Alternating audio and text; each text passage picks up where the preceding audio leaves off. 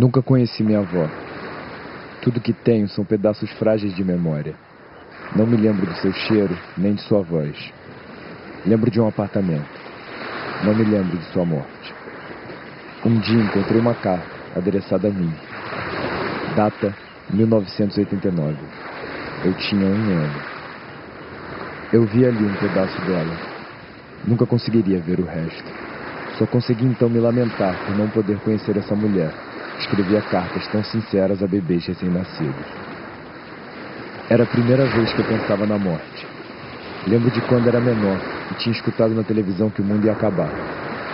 E como tudo que eu via e sentia, um dia não veria nem sentiria nunca mais. Foi quando entendi que para isso acontecer o mundo não precisava acabar. Eu podia simplesmente morrer.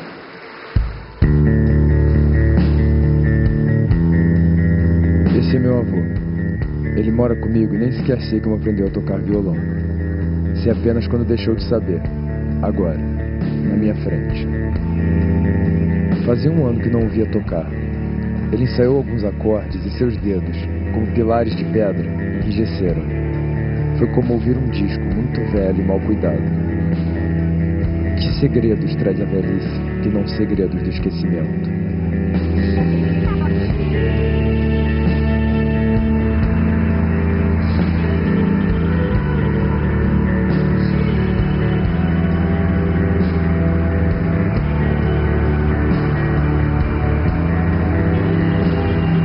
Às vezes não me lembro das pessoas e acabo pensando no desespero que devem sentir meus avós, ambos esquecendo ou esquecidos.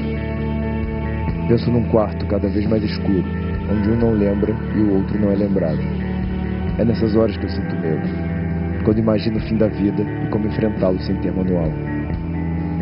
Será que podemos buscar no envelhecimento dos outros uma parcela de tranquilidade para o nosso? Ou talvez buscar, nas perguntas dos outros, uma companhia para a mesma via. Não se sentir sozinho em pensamentos.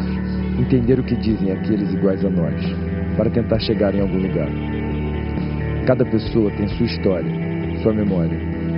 Talvez não a conheçamos como um todo, mas saberemos o que pensam a respeito dela. Só você é você e você tem a sua percepção do mundo. Todas as outras pessoas são uma segunda pessoa, uma terceira pessoa. Só que, enfim, a memória a memória e o jeito como o tempo passa e as imagens e as situações que ficam impressas na sua cabeça, elas não são, em nenhum momento da vida elas são lineares ou têm uma consciência própria. Isso ficou muito forte para mim, porque eu tenho um pouco essa coisa de querer guardar as coisas e recordações, é algo que seja um gatilho para minha memória, para eu não esquecer daqui a 20 anos a pessoa que eu era, assim, não tanto as coisas que eu fiz, mas como eu me sentia, porque isso você perde. É engraçado que eu abro a porta, não sei, voltando da faculdade, voltando de algum lugar, é engraçado que eu abro a porta e eu sinto o cheiro dela, assim. É aquele cheiro único, né, de vó, de casa de vó, aquelas coisas assim. E é legal, assim, tipo, você para e fala, pô, ela deve estar por aí, né? Parte da identidade do ser humano está nele, mas boa parte está em como os outros veem ele. Algo do que ele é, do que ele foi, ainda está mantido. Por mim, pelas pessoas que estão à volta, que lembram das histórias da vida dele, que contam e continuam contando as histórias dele. Toda vez que eu tô triste, assim, eu vou olhar as minhas coisas, eu fico pensando, cara, eu vivi tantas coisas boas, sabe? Tantos momentos maravilhosos, tantas coisas, assim, inexplicáveis, sabe? Isso tudo faz parte do que eu sou hoje, sem dúvida alguma. A vida é isso aí, não é você sozinho com os seus sentimentos e com as suas noias e com as suas... com seu, sei lá, com o seu olhar no espelho e pensar que você precisa comprar um som e precisa fazer a barba. Isso não tem tanta importância assim. Tem a lembrança pessoal, a pessoa não tá mais aqui depois que ela vai embora, né? É o que mantém ela viva. Às vezes acho que o que somos por causa de nossas memórias. E por isso tenho medo. Medo de perder a memória e junto tudo que sou. Será que quando perdemos as nossas memórias, nós deixamos de ser nós mesmos? Mas e se num fragmento de segundo a nossa memória volta, não é porque ela ainda está lá? Não é porque ainda estamos lá? Também, se eu estiver perdendo a memória, aquelas lacunas de memória vão ser... Não sei, elas vão estar lá, eu vou ter que saltar entre o que não é uma lacuna. Eu acho que mesmo com todas essas lacunas e todas essas falhas, vai ter algumas pedrinhas onde você vai se apoiar e... Não sei. Continuar existindo até que não exista mais. Na verdade, isso não é um problema, né? Assim, a sua consciência se esvair depois da morte. O problema é a sua consciência se esvair enquanto está vivo, né? Não, o problema é você perder você mesmo enquanto você ainda está vivo. Diante da morte, o que você tem? Você tem tudo que você viveu e acabou. Sem aquilo, você como se estivesse, sei, flutuando num vazio estranho. O cara acorda de manhã, não lembra de nada do que aconteceu na vida dele, não lembra de nada, não lembra de quem ele é. Tudo que ele tem acesso é a luz que está muito clara, o barulho da chuva caindo do lado de fora, o cheiro de alguma coisa apetitosa que está sendo feita na cozinha. Mas ele não sabe o que é isso, ele não consegue relacionar uma coisa com a outra. Então não tem nem, nesse caso, sem a memória, ele não tem nem o medo da morte. Não deveria ter. Não deveria ter, porque é rápido, é uma aventura rápida, você tem que nem sonhar, cara. Entendeu? Então, deve ser muito rápido. O cara acorda, tem um bombardeio de sensações e apaga de novo. Nasce de onde o nosso medo do fim? Não sei se do desconforto com a ideia de não poder mais seguir existindo, ou de perder tudo o que somos, cair no escuro, perder a sequência de atos que nos trouxeram até aqui. O que pensar sobre a morte? Como enfrentar a possibilidade de não pensar nunca mais? Porque, na verdade, eu tenho um medo abissal, assim, bem profundo da morte. E ele vem de vez em quando, e ele é uma constatação invencível enfim. E é por isso, é pela invencibilidade daquilo. Estava vendo um dia desse um sujeito falando de uns números, né? São 6 bilhões hoje em dia vivendo no planeta. E o cara tentou calcular quantos já morreram. Quantos já viveram. É uma coisa absurda, cara. E é uma coisa tão boba, tão básica, mas imagina quanta gente morreu. Eu não sei, assim, se a minha existência, se ela ter uma continuidade após a morte, se é tão importante, assim, pra mim. Eu acho que sim, óbvio que todo mundo quer deixar certas impressões em pessoas, ou algum trabalho, alguma coisa, mas também como eu não acho muito que eu vou ficar sabendo depois, assim. Eu não tenho medo de morrer, eu tenho medo de me machucar, de, sei lá, sentir dor, de sofrer.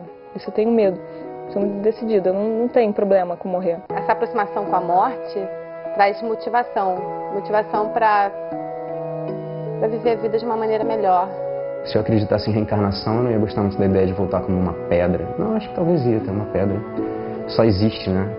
Ela não pensa sobre a própria existência. Então talvez seja isso. Não é ter medo do desconhecido. O medo vem do que conhecemos e detestamos. A dor, a solidão. Medo de esquecer a quem amamos e de sermos esquecidos. Assaltados por esses pensamentos no momento final, não nos resta muita escolha. Ou enlouquecemos, ou nos seguramos na última lembrança que existirá de nós mesmos. Nossa própria memória. Talvez o final da vida seja sempre um incentivador das sínteses, né?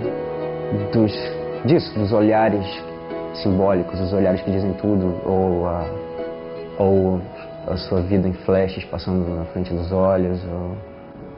Quando a própria pessoa não tem mais a a capacidade física e biológica de guardar as próprias memórias, ela passa a depender tão somente da memória construída por outras pessoas sobre ela. E se você for pensar, no fim das contas, é assim com todo mundo. Com quem tem memória até morrer e com quem não tem.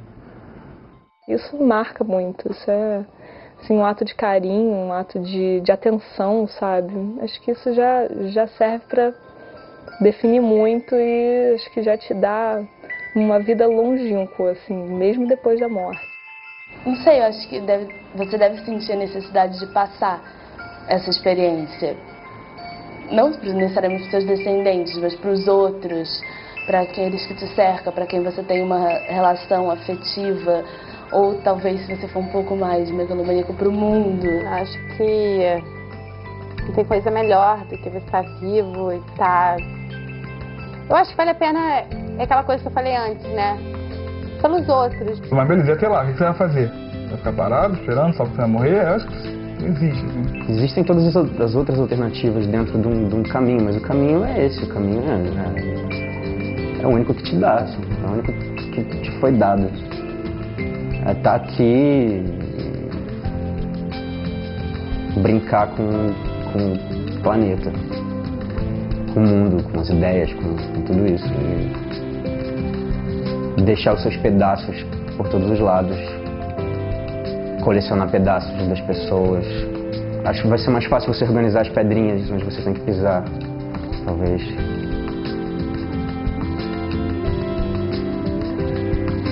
Porque não basta você viver, sobreviver, nascer, crescer, reproduzir e morrer. Isso é pouco. Isso é o que um cachorro faz. Entendeu? E a gente bate tanto no peito para falar que nós somos superiores, nós dominamos o planeta, então, por favor, né? A gente tem que ter um pouco de responsabilidade também com relação a isso. Não pode deixar passar assim em branco. Volta. Tudo volta de alguma forma. Seja todo o amor de uma vida que volte num olhar. Seja um amor que volte na lembrança de um bilhete guardado. Ou avô que volta à vida numa imagem. Cada memória que volta, escrita em paredes, que volta em nossos medos, que ainda está por aqui. E a volta de um tempo, que segue nos fugindo por entre os dedos. Como o filme que passa à frente dos nossos olhos na hora da nossa morte. Não poderia cada um de nós buscar no passado alguma garantia para o futuro? O que nos deixam aqueles que se vão? Que cicatrizes e memórias? Chego à conclusão que se não se busca tais artefatos, eles não existem. E essa parte da história do mundo se perde.